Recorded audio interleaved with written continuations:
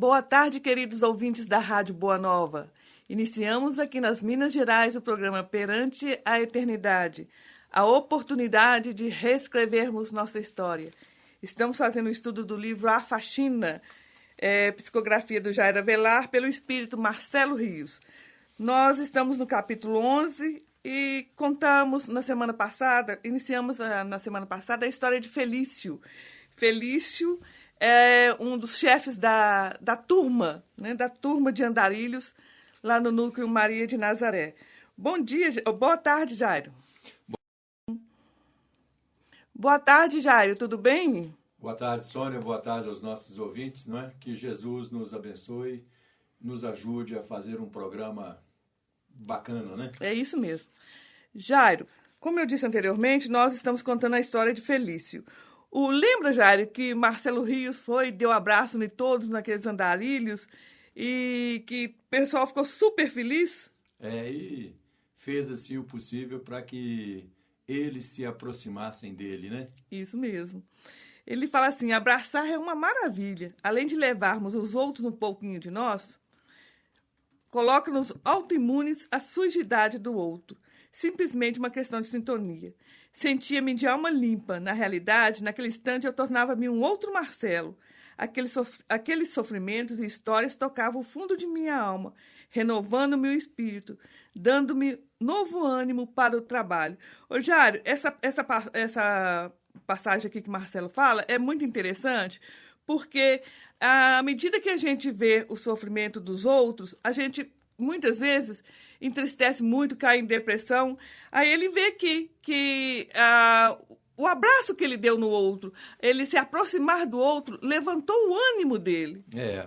Quando a gente trabalha, por exemplo, com a população de rua, uma coisa que a gente observa muito é a necessidade que eles têm, primeiro, de nos agradecer, segundo, de pegar na nossa mão, não é? E terceiro, eles se sentem felizes quando são abraçados por nós, mas felizes assim, muito felizes. A gente olha nos olhos destas pessoas, é como se naquele instante eles tivessem assim uma explosão de autoestima. É isso mesmo. O Felício, o pessoal o chamava de chefia, você lembra, Jair? Sim. Chefia. Ele, pelo que deixa transparecer nos textos, era o líder daquele grupamento, né? É isso mesmo. O Marcelo fala com ele. Ei, chefia, Felício, vamos então trazer notícias do Anselmo. Podem ficar tranquilos. Felício, como você veio parar aqui? Marcelo Rios começa a fazer um trabalho ali, né, com o Felício. O Felício responde, ora, seu Marcelo, isso faz tanto tempo que nem me lembro mais. Sei que um dia eu estava ajudando uma turma lá no vale a fugir dos bichos. Isto era um dia que eles estavam atacados e uma pessoa me estendeu as mãos para que eu subisse com pressa num barranco. Ô, Jairo, pelo que eu entendi aqui, o Felício, estava ali protegendo algumas pessoas. Ele, não de uma forma objetiva, mas naquele momento ele já fazia, né, trabalhos de socorro, ou seja, ele, psicologicamente, ele já havia saído de uma situação de dependência, né, para entrar numa situação de auxílio. Ele já não estava tão preocupado com ele, mas ele estava mais preocupado com o próximo que em sofrimento naquelas regiões, né? Isso mesmo. Então, assim, sem se perceber, ele foi se tornando um socorrista. E à medida que ele foi se tornando um socorrista, ele foi mudando a sua faixa vibratória. À medida que ele vai mudando a sua faixa vibratória, ele, então, faz por onde ser socorrido, né? Isso mesmo. Isso aí é um processo natural. Interessante que o Marcelo fala num determinado momento aqui que o bem é bom demais, só não faz bem. Verdade. E o Felício, na medida que ele passou a se preocupar e a defender as pessoas contra os ataques, ele também estava se prontificando a receber ajuda. A receber ajuda. Não é? por isso que vamos levar isso para a casa espírita, né? Às vezes, muitas casas espíritas, elas se ufanam de ter auditórios cheios, ou de estar tudo cheio, isso e aquilo. Ora, às vezes, você passa naquele, vamos chamar de auditório, né? Você passa ali naquele auditório e você vai encontrar pessoas ali que já frequentam aquela casa há 1, 2, 5, 10 anos e estão ali ouvindo palestras, né? Sim. Ou seja, estão crescendo muito em conhecimento, mas não estão avançando 1 milímetro, não é? Quanto à inércia, não é? Simplesmente eles estão se aculturando, mas não estão buscando aquilo que de mais nobre existe, que é o trabalho. Então, nós, dentro da casa espírita, nós não podemos ficar sustentando a inércia. À medida que as pessoas vão comparecendo às reuniões, vão assistindo reuniões, vão se agregando à casa espírita, não é? Nós temos que oferecer a essas pessoas algo mais. Que algo mais é esse? É a oportunidade delas saírem, né, da faixa de pedintes, né, de esmolantes, não é? E passarem para a faixa de trabalhadores. Não é? Então, lenta e gradativamente, nós temos dentro da casa espírita a responsabilidade de transformar os pedintes em trabalhadores. Então, uma pessoa que entrou na casa espírita por causa de um problema de família ou por outro problema mais, e está ali tomando passe, fazendo tratamento, ou está ali assistindo reuniões, é responsabilidade da casa espírita abrir espaço para que essa pessoa possa trabalhar, possa ser útil, não é? Para que ela não seja dentro da casa espírita mais um mendigo, muito culto, mas pobre de ações. Jário, você disse bem que muitas vezes eles até perdem o interesse pela casa. Justamente. Não interessa mais ficar ali, ficar só escutando palestra, eles querem ser úteis também. Justamente. Todo mundo, não é? Todo mundo de sã consciência, toda pessoa que, né, trabalha já um bom senso, né? Essas pessoas, elas têm necessidade de trabalhar, né? Elas têm necessidade de aprender alguma coisa, de produzir, de se sentir úteis. Pois é, Jário, mas aí vem aquele outro lado. Muitas vezes a casa espírita está pedindo o currículo dos trabalhadores. Você tem que ter isso, tem que ter aquilo, tem que ter... Poxa, eu vejo da seguinte forma. Se estamos dentro da doutrina espírita é porque somos necessitados. Isso, não vamos dizer assim, são manias, né, que são hábitos aí de determinadas casas, né?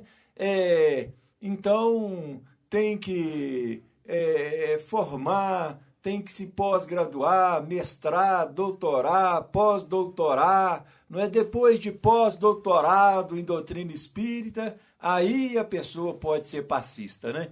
Ou aí a pessoa pode varrer a casa, ou colocar água nos copinhos, ou fazer uma campanha do quilo. Quer dizer, cada casa ela tem a sua sistemática. Agora, não podemos também esquecer a fala do trabalhador Emmanuel, quando ele diz assim, quando o trabalhador está pronto, o trabalho aparece.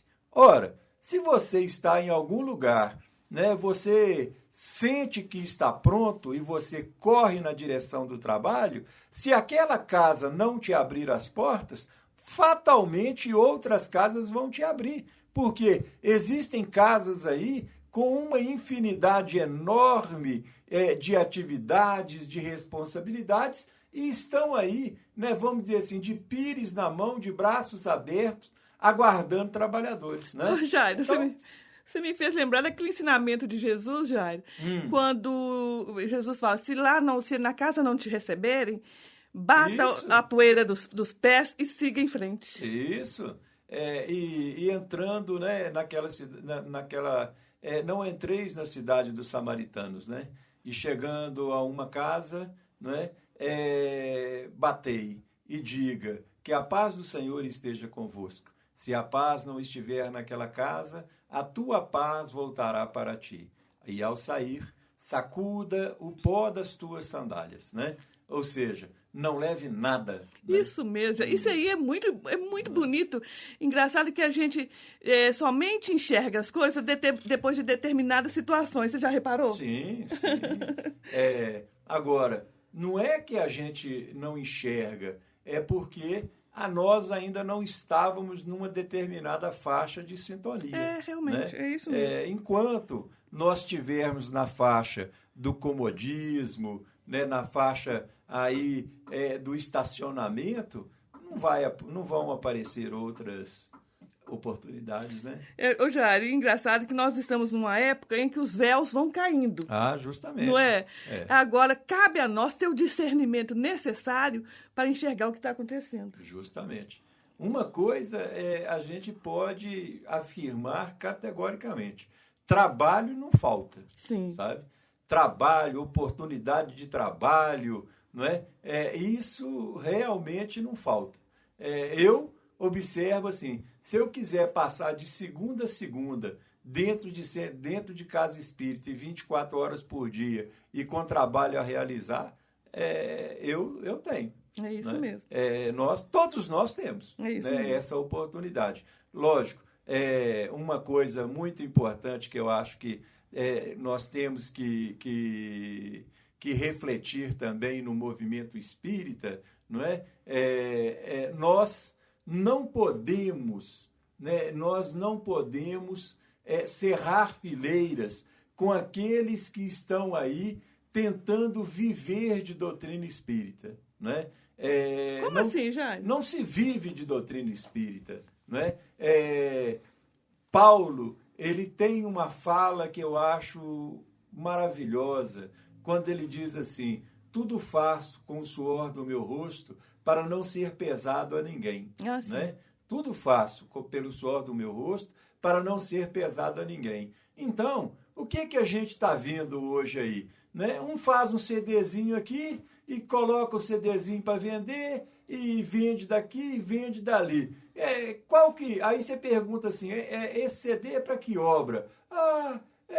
Porque, né? O outro faz um livro daqui, um livro dali. Você fala assim, mas isso é para que obra? Isso ajuda o quê?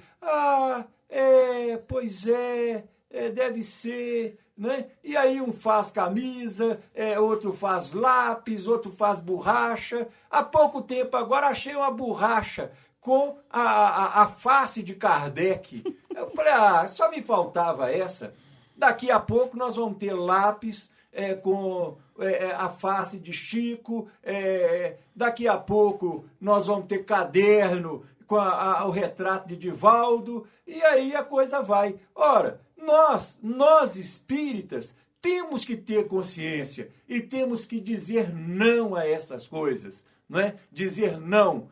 De doutrina espírita não se vive, não se pode viver. Agora, só existem aqueles que vivem de doutrina espírita no momento em que os espíritas permitem isso.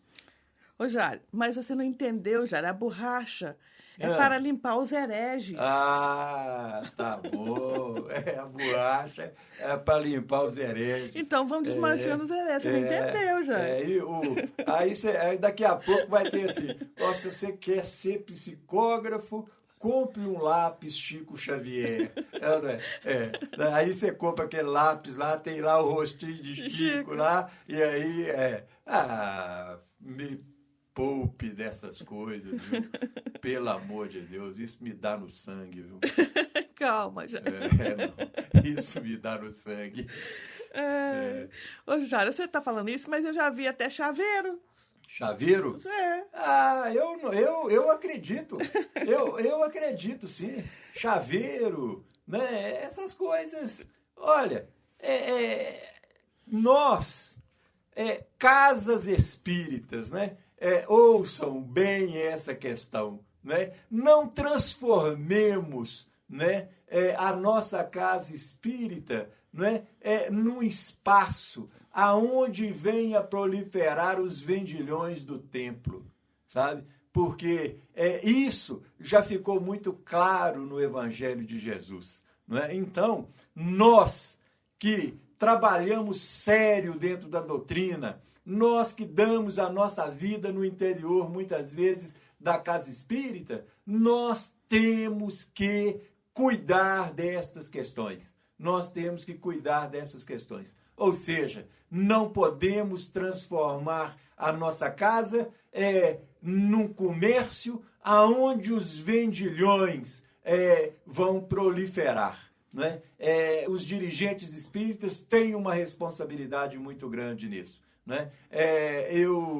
Uma das coisas que eu observo e tiro o chapéu pela nossa Federação Espírita Brasileira, não é? É a maneira silente, metódica, é a maneira bonita com que ela se posiciona, né? Ali dentro dos livros, fazendo as suas coisas com tranquilidade, sem, né, nós, graças a Deus, vemos uma FEB que não tem, assim, esse ar faraônico, essa coisa toda. Então, esse é o caminho do movimento espírita. Nós não temos que, a guisa de manter atividade, de manter isso, de manter aquilo, nós não podemos transformar a nossa casa num espaço aberto aos vendilhões do templo, não. Jairo, vamos voltar a Felício. Jairo. Vamos voltar a Felício. De vez em quando a gente faz uma digressão, né? Isso aí é importante. Muito. Jairo, o Felício, ele passa a narrar a vida dele quando encarnado para o Marcelo. Uhum. Engraçado, o Jairo, quando encarnado, e ele acredita ainda que está encarnado. Uhum. Ele foi resgatado e tudo, mas a gente pode perceber que ele ainda acredita que está reencarnado. Ele fala, eu falo sempre com eles que essa bebida acabou comigo. Ele fala sempre com a turma dele lá, né, dos andarilhos. Me levou no fundo do poço, seu moço. Perdi tudo que tinha. Veja que perdi tudo mesmo. Perdi minha mulher, a casa, minhas filhas, as meninas que eu tanto amo. Cachaça, seu moço. Bebi o tempo todo. E nunca aceitava que era um viciado. Vivia de farra em farra, de boteco em boteco, e tudo que existia para mim era bebida. Até que um dia saí, fui bebendo com os amigos e achei que encharquei muito, até perder a memória. Jairo, olha só, ele tem consciência que não aceita que é um viciado, né? Isso. Ele tem consciência que o tipo de vida que ele levava não era legal. Uhum. Jairo, mas aí é que entra a minha pergunta. Ele tinha consciência disso tudo. Mas como não conseguia parar, Jairo? A gente vê isso todo dia. É na nossa família, é com um amigo, é ali. A gente vê isso, a pessoa não consegue parar.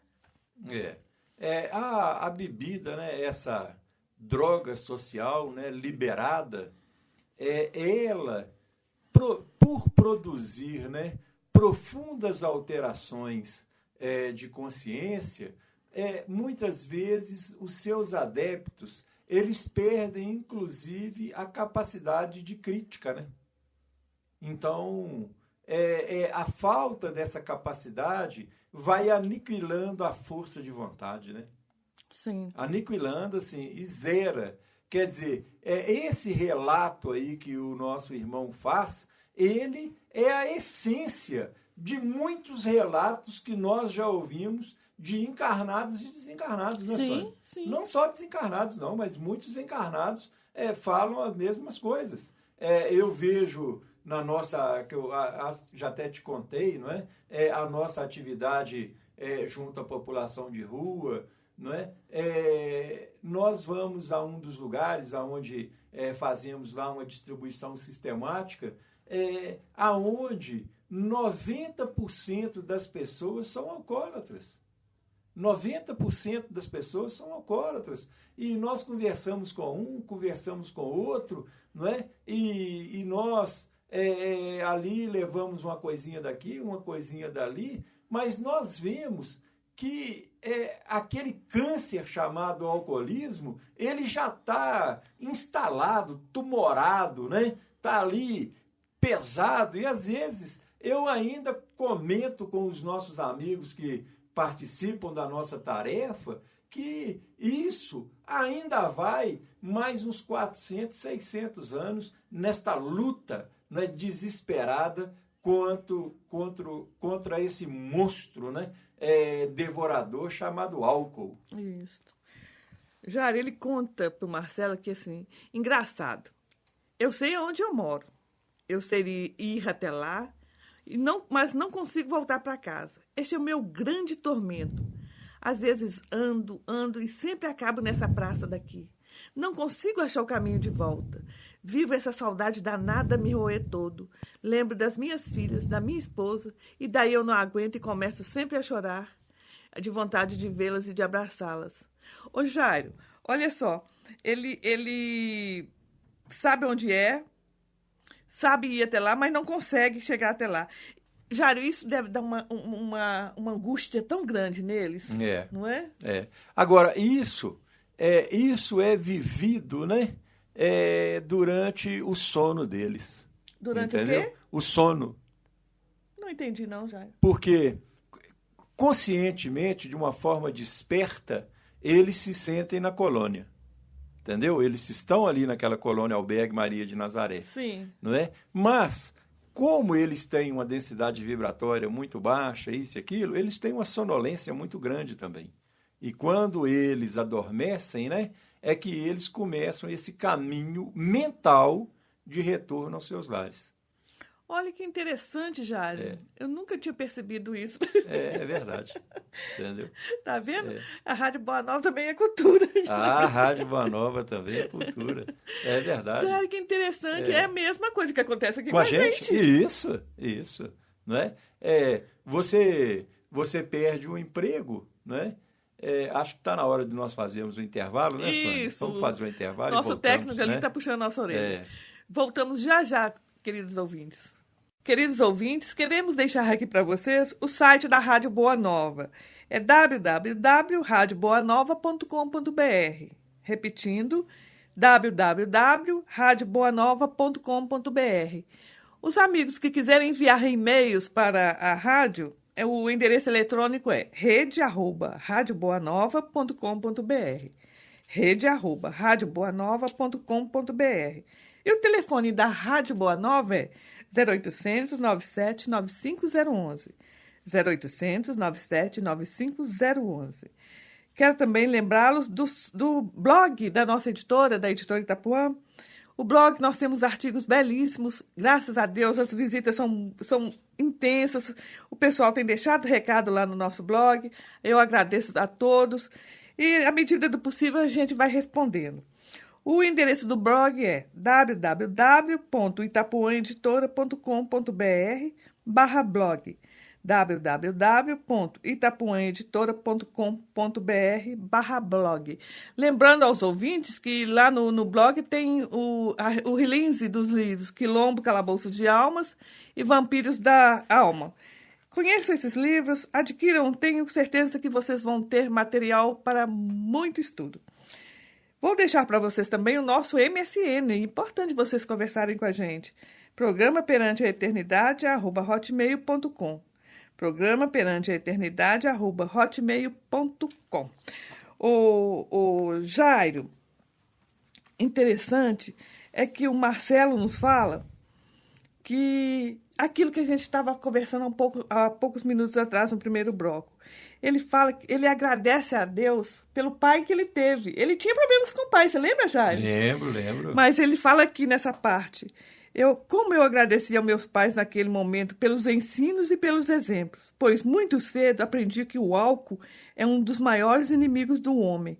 Meu pai tivesse todos os defeitos do mundo, mas este não era um homem de viver pelos bares, tampouco pelas bebidas. Jamais vi meu pai com um copo qualquer de bebida alcoólica na mão. Minha mãe, então, nem se fala. Vivia falando e cobrando e nos ensinando, desde cedo, as falácias do álcool. Nem de longe nos deixava lidar com esse vício maligno. Olha, Jair, a importância da família, né, nessa questão. Justamente. Nós temos que colocar nos nossos lares todos os esforços necessários, não é?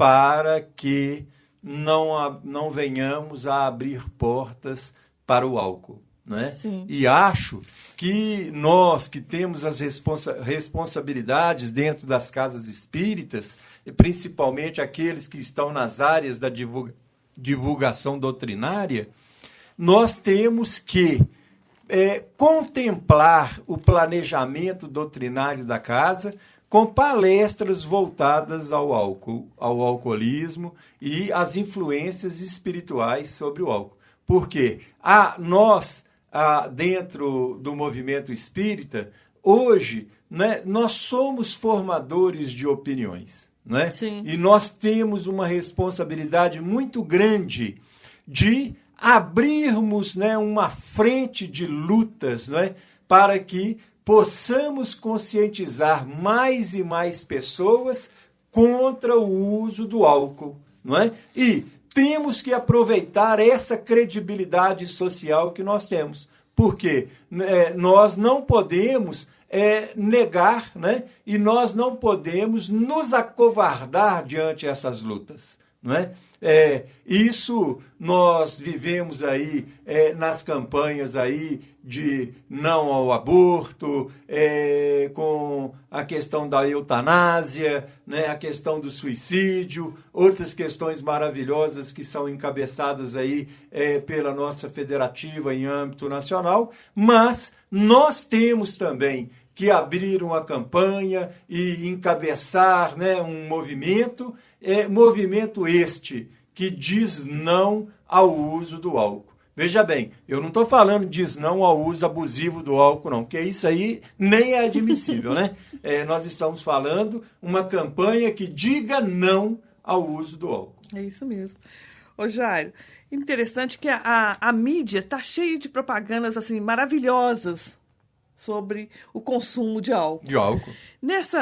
Neste momento, é interessante também, porque não tem como nossos filhos não veem isto. Justo. Não tem como. Justamente. É interessante, neste momento, explicar também o malefício do álcool. E os exemplos, né? Fazer um contraponto com a mídia. Isso. E os exemplos, né? Sim, os de exemplos dentro de principais, casa. Né? Os exemplos de dentro de casa. Por quê? Porque na medida que nós somos referências, vamos dando exemplos, né? Os nossos filhos também. Se não é bom para os meus pais, não é bom para os nossos filhos. Não, Sim, né? Se não é bom para os meus pais, não é bom para mim. É isso né? mesmo. Então, principalmente os exemplos. Né? Mas nós não podemos nos furtar a essa temática que é muito importante. Porque se dentro de casa não tem um exemplo da bebida, fora do lar, a sedução é muito grande. Uhum. A sedução é muito grande, principalmente quando se torna adolescente. E a gente tem visto que os adolescentes têm bebido muito. Muito. E é importante que se fale abertamente. Se fale abertamente dos malefícios do álcool. Pois, se nos omitirmos, estamos dando crédito à bebida, não é mesmo? É interessante. Ontem, eu tive a oportunidade de psicografar uma mensagem com o espírito Sheila. Sim. E essa mensagem, eu não guardo de cabeça, talvez no próximo programa eu possa até anotá-la para trazer, né? Talvez seja de interesse dos ouvintes, né? Mas ela fala da preocupação que eles têm, né, com a quantidade de companheiros, né, que têm desembarcado ao mundo espiritual diariamente, né? Então ela diz assim, muitos, né, catalogadas como assassinos suicidas, né? Muitos catalogados como suicidas, né? Então, e fala um outro lá catalogado como alguma coisa que eu já não lembro mais, assim, né? Mas durante a mensagem ela explica, né, esse alerta no mundo espiritual da quantidade de pessoas que têm chegado ao mundo espiritual através dos desencarnes promovidos pelos acidentes automobilísticos. Sim. Né? Agora, quer dizer, olha, é um sinal de alerta ligado no mundo espiritual, não é? A quantidade de pessoas entrando no mundo espiritual precocemente, né? Ou seja, catalogados como suicidas, e muitas vezes não são somente suicidas, são assassinos também, não é? Porque matam outras pessoas e pessoas inocentes. E o que nós temos que refletir também? Que muitas destas pessoas, dessa preocupação, né, que tem sido gerado no mundo espiritual, muitos desses nossos irmãos, companheiros, eles entram no mundo espiritual nesses desastres cada vez mais pavorosos por causa da ingestão de álcool. Né? A ingestão de álcool. Por quê? O que acontece? A pessoa vai para uma festinha, né? Ela vai para a festinha, ela se dá o direito de se entorpecer de álcool, né? E automaticamente, à medida que esse álcool ele é ingerido, ele diminui os reflexos, né? Ele coloca os reflexos lá embaixo. A pessoa não tem condições nem de se dirigir, quanto mais dirigir um automóvel, não é? E o que acontece? Acontece esses desastres pavorosos aí, que morre aquela pessoa, morre também outros inocentes e entram no mundo espiritual catalogados como assassinos, não é? E catalogados como suicidas também. Nossa, Jair, que peixe horrível, hein? Uai, nós estamos aqui utilizando, né, a frequência, né, a potência da Boa Nova, não é? Nós não estamos aqui utilizando para passar a mão e nem para imputar, vamos dizer, um mal-estar a ninguém. Mas nós temos a responsabilidade, não é, de colocar aqui, através da frequência da Boa Nova, que nos acolhe com tanto carinho, nós temos a responsabilidade de levar ao nosso público material de reflexão. Isso mesmo. Não é? Material de reflexão. E nós quanto mais falar, ainda é pouco. Nós não queremos que ninguém pare de beber, porque nós falamos, ninguém deixe de beber nas festas, disso, daquilo. Nós não queremos, não. O que nós queremos é que os nossos ouvintes reflitam. Não é? Agora, a decisão é de cada um. Agora, uma coisa é certa também. À medida em que nós ouvimos as coisas e à medida em que nós refletimos as coisas, nós nos tornamos mais responsáveis. Isso mesmo. Não é? É isso mesmo. Ô, Jair, o Felício, o Marcelo e o Felício se encontram novamente e parece que eles conhecem uma outra pessoa. Vamos ver aqui. Vamos. O Marcelo pergunta, Felício, quem é aquele ali? O seu Marcelo, aquele ali ficou mesmo louco. E não cansa de repetir que ele é o Dr. Sandro. Ah, é o Sandro. Chegue aqui, Sandro. O seu Marcelo deseja lhe conhecer. Não tenha vergonha, ele é nosso amigo. Vem cá, Sô, ele é nosso amigo. Muito a contragosto, o Sandro foi se aproximando, e daí tomei a iniciativa e procurei dar-lhe um caloroso abraço, ao que fui correspondido. Ato contínuo, o Sandro começou a chorar compulsivamente. Sandro, deixa de bobagem, homem. Para com essa choradeira danada, pois seu Marcelo vai desgostar da sua amizade. Vamos, pare de chorar, limpe essa cara e converse, pois seu Marcelo é bom ouvinte e tem uma prosa boa. Aproveite e fala com ele dessas suas loucuras. Que loucuras é essa? Você lembra, Jaira? Deixa eu ver. Eu lembro que o Sandro, né? Ele, na sua passagem por aqui, ele havia sido um médico, né? Uma neurologista. Um neurocirurgião, né? Esse Sandro. Né? E ele tem, eu tenho certeza que quando nós passarmos a analisar essa questão do Sandro, vai ser muito bacana também. Ah, que coisa boa. Não é? Isso mesmo. Marcelo fala, Marcelo, quanto me faz bem poder conversar um pouco com seu amigo. Sinto muita falta... Esse é o Sandro falando com o Marcelo. Uhum. Sinto muita falta de um convívio mais esclarecido, de pessoas que possam melhorar-me, entender-me e trazer informações melhores acerca daquilo que me acontece. Pois acho que, na realidade, enlouqueci de vez. Sou ainda, acho que sou. Sou ainda, acho que sou. Não sei de mais nada, mas me considero ainda um neurologista, neurocirurgião. E durante muito tempo tive uma ampla atividade em vários hospitais, onde trabalhei com afinco anos e anos a fio. Tudo começou quando certa vez recebi um paciente ainda jovem que havia caído de um cavalo num sítio e, por desvelo dos seus pais, foi levado para o hospital de pronto-socorro para avaliar o acontecido. Já segundo a anamnese efetuada por mim, anamnese efetuada por mim, ele havia ficado um tanto quanto um bom tempo após a queda. Não entendi isso. A anamnese é um levantamento que a gente chama um levantamento histórico, né? Paciente, do paciente. Certo é que, após ser submetido a uma avaliação clínica, foi transferido por precaução para a neurologia, tendo o colega, para efeito de detalhamento neurológico, achado por bem submetê-lo a exames radiológicos. E qual não foi a surpresa do colega neurologista quando constatou um pequeno coágulo superficial e que ia requerer uma intervenção cirúrgica? Fui chamado quando me encontraram em meu sítio, pois havia passado boa parte do domingo gozando da companhia dos filhos e da minha querida esposa. Descansava, embora sempre me mantivesse preparado, pois sempre poderia ocorrer alguma emergência, como já havia acontecido anteriormente. Tão logo fui comunicada a emergência, despedi-me dos meus familiares e rumei para o hospital. O que eu estou entendendo é que o Sandro estava no sítio com a família e o hospital ligou chamando para... Convocando ele, isso, né? Para essa cirurgia. Tinha uma emergência lá, isso. Né? E ele era, talvez, o cirurgião...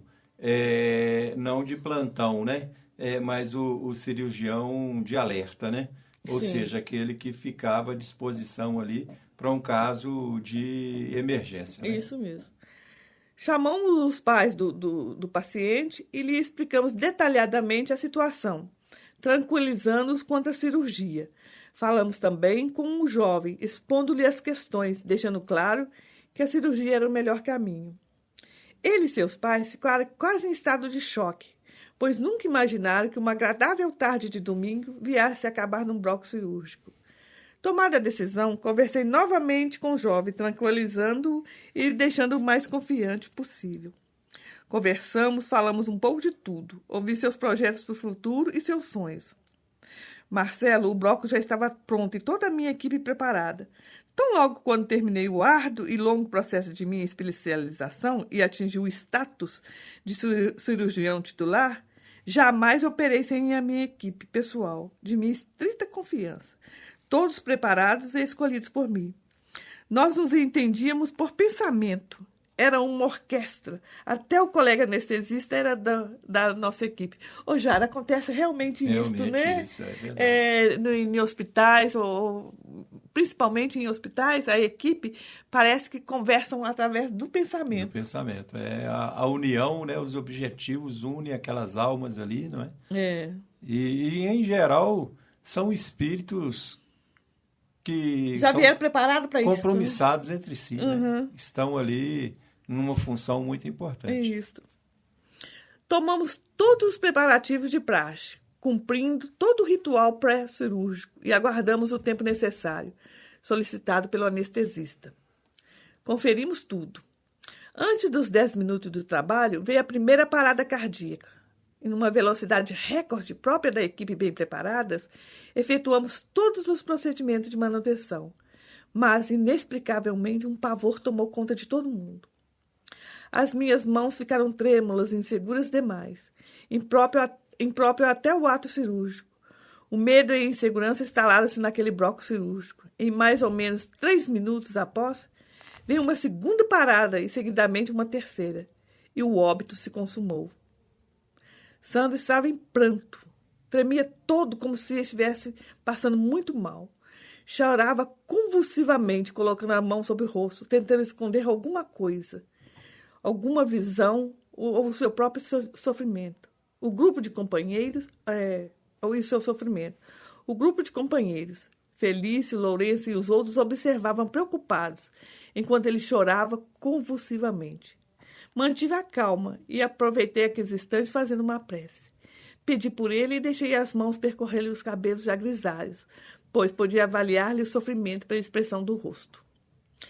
Esta é a medicina que salva incontáveis vidas, que convive com a alegria de grandes realizações em verdadeiros milagres, mas que também muitas vezes vê a vida fugir-lhe das mãos num momento doloroso do óbito. Não raras vezes, em experiências solitárias, sem ter com quem dividir a aspereza do momento, que muitas vezes chega de forma arrasadora, trazendo consigo um sentimento de potência que dilacera o coração de seus profitentes e que muitas vezes chega sorrateiramente, provocando um sentimento de capacidade de culpa. Ô, Jário, o sentimento de incapacidade ou de culpa, não estou entendendo isso, não. Ele estava ali fazendo até essa parte da leitura, vamos deixar isso bem claro. Ele estava ali fazendo o trabalho dele, que não teve êxito. Uhum. Jário, se um paciente não corresponde, por que o cirurgião, ou o médico, ou o profissional da área da medicina, seja ele qual for, vai ter um sentimento de culpa? Porque, a bem da verdade, eles são formados, né, para salvar vidas e não para perder vidas. Sim. Né? E isso é um desafio para eles, né? Isso é um desafio. Eu estava vendo as narrativas aí, né, quando ele fala que as mãos dele estavam trêmulas, né? Tremia muito. Quando você vê um cirurgião ou um intensivista qualquer, né, vamos dizer, tremendo ou meio assim apavorado, você pode ter certeza que o negócio está feio mesmo. Levanta da maca e sai correndo. Você pode ter certeza que o negócio está feio mesmo, porque eles são treinados, eles são preparados para situações assim adversas e estressantes, né? As coisas... Teve um dia que eu conversando com um neurocirurgião e ele desabafando comigo. Ele havia perdido uma filha, né, através de uma cirurgia dessas de redução de estômago. Sabe? Certo. Então, ele disse da seguinte forma, né? Quantas vidas eu salvei naquelas margens ali da 381, né? Quantas vidas eu salvei e não pude fazer nada por minha filha. Jário, vamos voltar na semana que vem com esse assunto do Sandro. Se Deus quiser, né? Vamos conhecer mais sobre o Sandro, né? Isso. Queridos ouvintes, uma boa tarde a todos e até a próxima quinta-feira. Boa tarde, Jair. Boa tarde aos nossos ouvintes.